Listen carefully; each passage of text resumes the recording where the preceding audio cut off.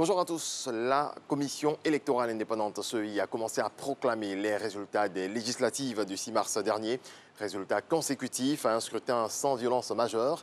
La CEI est donc à la tâche depuis la fermeture des bureaux de vote pour la compilation et donc la proclamation des résultats. C'est ce que nous apprend Michel Digri. Circonscription 046, Trècheville commune. Dans quelques heures, tous les candidats aux législatives 2021 seront situés sur leur sort. La commission électorale indépendante procède depuis samedi nuit à la proclamation des résultats provisoires et ce, après un scrutin apaisé sur l'ensemble du territoire national. Jusqu'à notre départ, aux environs de 10 heures, le scrutin législatif se déroulait dans le calme dans la ville de Kwasi-Datekro. Les choses se déroulent comme prévu. Une affirmation confirmée par les observateurs et superviseurs électoraux. Dans la région du Hambol, le processus s'est bien déroulé sans incident. Pour le président de la République, il faut à présent maintenir le cap pour toutes les élections à venir.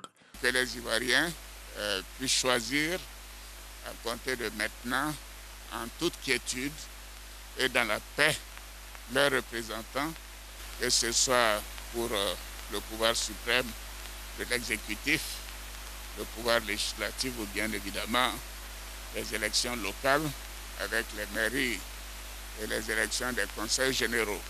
Pour l'heure, la commission électorale indépendante est à pied d'œuvre pour donner tous les résultats dans les plus brefs délais.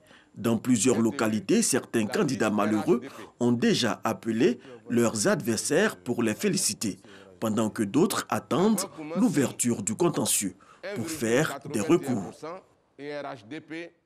Le scrutin s'est déroulé selon les dispositions du code électoral ivoirien. C'est ce que dit la mission d'observation de la communauté des Sahélo-Sahariens. La CENSAD a rendu public son rapport au cours d'une conférence de presse ce dimanche. Regardons. Les élections législatives du 6 mars 2021 en Côte d'Ivoire ont été suivies par des observateurs internationaux. 24 heures après le scrutin, la communauté des États sahélo-sahariens, CENSAD, livre ici ses conclusions. La mission d'observation électorale de la CENSAD a retenu que l'élection du 6 mars 2021 s'est déroulée conformément aux dispositions du Code électoral ivoirien et dans des conditions inclusives, apaisées et satisfaisantes pour toutes les parties engagées. La mission d'observation électorale de la CENSAD exhorte tous les candidats en lice à respecter les résultats issus des urnes et à recourir aux procédures et aux voies légales pour le règlement de tout contentieux lié à ces élections législatives.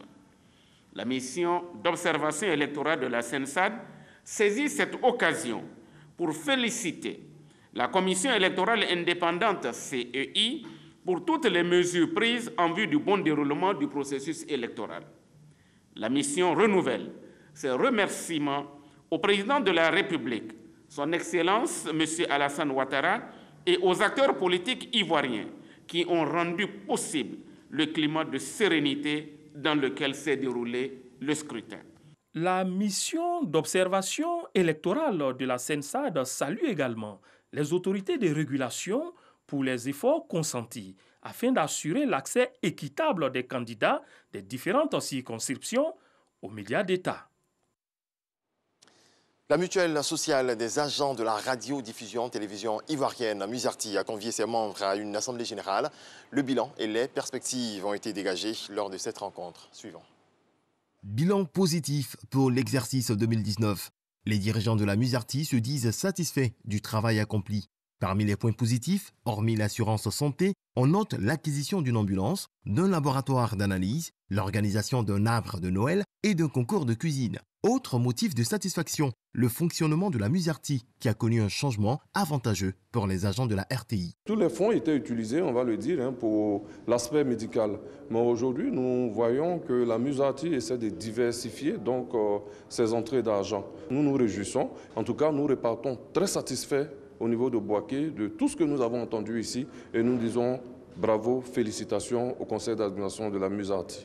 Cependant, tout n'est pas rose. Les caisses de la mutuelle sont éprouvées, les charges étant supérieures aux ressources. Résultat, un déficit de 25 millions de francs CFA enregistré. Avec beaucoup de rigueur et de volonté, ce déficit sera surmontable, selon le président de la Musarti. Pour les années à venir, les dirigeants de la mutuelle promettent de belles perspectives. La mutuelle sociale, c'est pour le bien-être des agents. Il faudrait que nos mutualistes puissent obtenir en tout cas le maximum pendant notre gestion. Avec le soutien de notre directeur général, M. Fosséné Dambélé, nous allons pouvoir bâtir, réaliser de belles choses, des logements, le restaurant au niveau du siège, des terrains pour les agents, en tout cas, et pouvoir les soigner naturellement, c'est le b.a.-ba.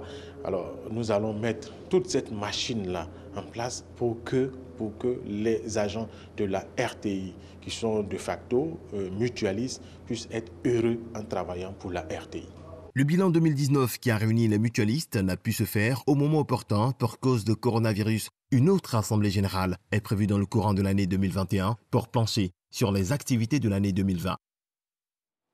Et on termine par la Journée internationale des femmes célébrée aujourd'hui 8 mars. Cette célébration permet de mettre en avant la lutte pour les droits des femmes à travers le monde. Merci à toutes et à tous de nous avoir suivis. On se retrouve à 7h.